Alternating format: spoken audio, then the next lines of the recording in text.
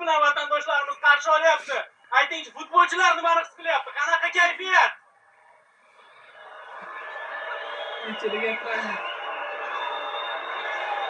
Bismillah.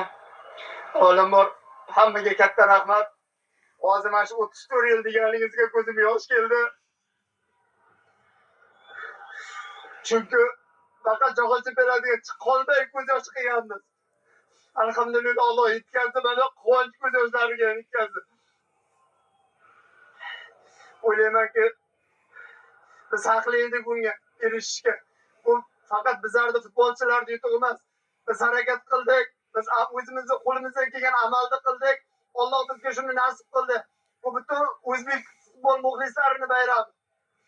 Mana shunday ulug' kunda bizni duo qilib, qo'llab-quvvatlab, bizga uzoqdan bo'lsa ham mana shu hajlarda, uzoqda bo'lsa ham davlatimiz rahbari, o'zimiz ahli ilmlar hammasi duo qilishdi.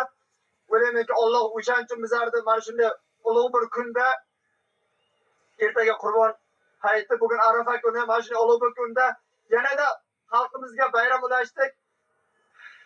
O'ylaymanki biz buni mana siz aytganingizdek 34 yil kutdik. Alhamdulillah Alloh yetkazdi. Allohga behisob shukr. Otabek aka, men nafaqat o'zimning nomimdan, butun xalqimizning nomidan barcha futbolchilarga minnatdorchilik bildiraman. Rahmat, vatanparvarlik uchun, mana shunday o'yin uchun, mundial yo'llanmasi uchun rahmat. Va aytardimki, yana bir bor o'sha ko'pni duosi ijobat. Bizga oldin har doim bir qadam yetmasdi.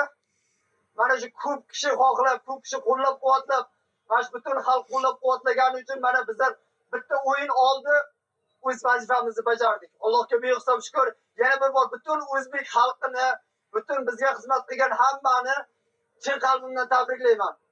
Rahmat kattakon.